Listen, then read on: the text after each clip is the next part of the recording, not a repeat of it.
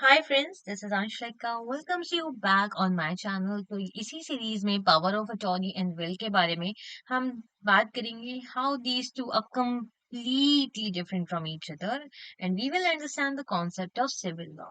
well, आपका स्वागत करती हूँ अपने चैनल में। तो मैं आपसे बात करूंगी power of attorney and will के बारे में, इसके बीच में क्या डिफरेंसेस हैं and why it is important for you to know. तो मैं आपका टाइम वेस्ट नहीं करूंगी, अपना टाइम वेस्ट नहीं करूंगी। लेट्स डिस्कस ऑन दिस कि इसके बीच का बेसिक डिफरेंस क्या है। तो प्रीवियस 2 वीडियोस में मैंने आपको बताया था कि what is power of attorney and what is will. वहां पे हमने इसकी डेफिनेशंस के बारे में समझा था, इसके स्कोप के बारे में समझा था। तो पहले वीडियो में मैंने पावर ऑफ अटॉर्नी के बारे में बात की थी, सेकेंड वीडियो में मैंने बात की थी व्हाट इज विल। तो वहां पे हमने क्लियरली समझा था कि इन दोनों चीजों का मतलब क्या होता है। जिस इस जो प्रीवियस वीडियोस थे उसका लिंक मैं डिस्क्रिप्शन बॉक्स में आपके साथ शेयर कर दूंगी। बट इस थर्ड वीडियो में मैं आपसे बात करने वाली हूँ कि क्या सेम पर्सन ये पावर होल्ड कर सकता है, means power of attorney and can be the executor of your will. तो यस, सेम पर्सन या organisation that you name as executor, executor हम विल में कहते हैं for of your will, can also be appointed as your attorney. और power of attorney में उसे attorney के नाम से जाना जाता है। तो ये कॉमन है because both roles hold responsibilities, दोनों ही रिस्पॉन्सिबिलिटीज की तरह होती हैं।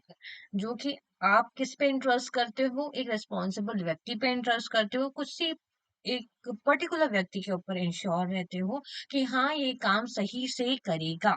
तो हम एक चीज क्लियरली डिफाइन कर लेते हैं, पावर ऑफ अटॉर्नी थोड़ा लिमिटेड स्कोप होता है, वेर इज जो एग्जीक्यूटर का काम होता है विल में थोड़ा उसका वाइड स्प्रेड रोल होता है।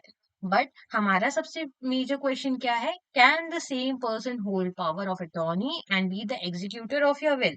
तो अलग अलग टर्म्स यूज की गई हैं। पावर ऑफ अटॉर्नी में उसे एज एन अटॉर्नी या एजेंट माना जाता है एंड विल में उसे एग्जीक्यूटर माना जाता है। तो यस, द सेम पर्सन और organisation that you name as executor of your will can also be appointed as your attorney. ठीक है, ये सिंपल आंसर हो गया इसका। मूविंग टू नेक्स्ट थिंग, क्या हम प्रोवाइड कर सकते हैं पावर डायरेक्टली। तो naming someone as executor of your will does not automatically give them the power of attorney, दो और दी अदर वे राउंड। मतलब आप डायरेक्टली बोलो कि ये इसके पास पावर है एग्जीक्यूट करने का, तो उससे वो चीज डायरेक्टली मिल नहीं जाती है। ठीक है, उसके लिए भी कुछ प्रोसीजर होते हैं जो that you need to follow.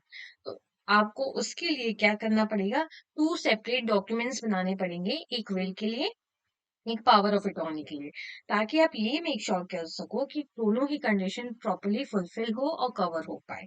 ठीक है, डिफरेंसेस क्या है। सबसे पहला डिफरेंस है, the difference is exactly that of life and death. जीवन या मरने, मृत्यु या जीवन जैसा ही डिफरेंसेस होता है। कैसे होता है, बहुत ही बेसिक लाइन ऑफ इसमें डिफरेंस है पावर ऑफ अटॉर्नी में। और पावर ऑफ अटॉर्नी कब एग्जीक्यूट होती है, during your lifetime. Whereas अगर हम विल की बात करें, ये कब एग्जीक्यूट होती है, आफ्टर द डेथ, डेथ के बाद।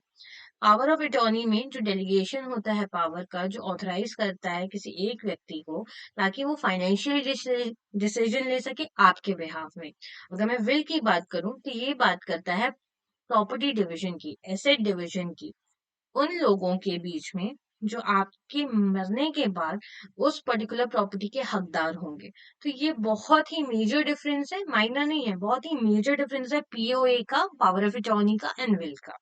ठीक है, थर्ड डिफरेंस इसमें क्या होता है, अगर हम विल के बारे में बात करें तो एग्जीक्यूटर का पावर होता है वो लिमिटेड नहीं होता है।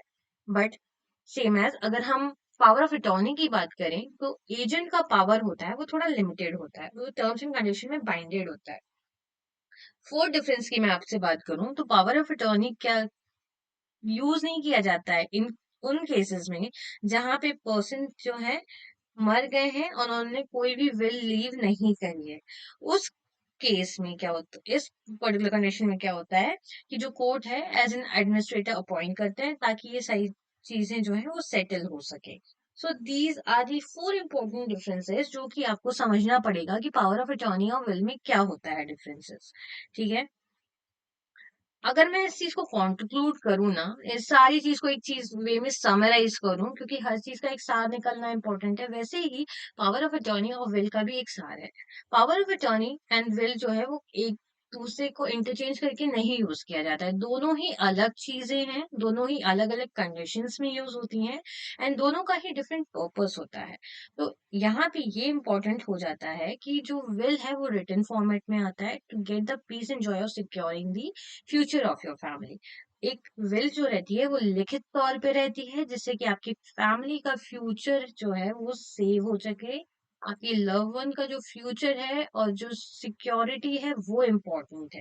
That's why this is the important thing that you need to understand.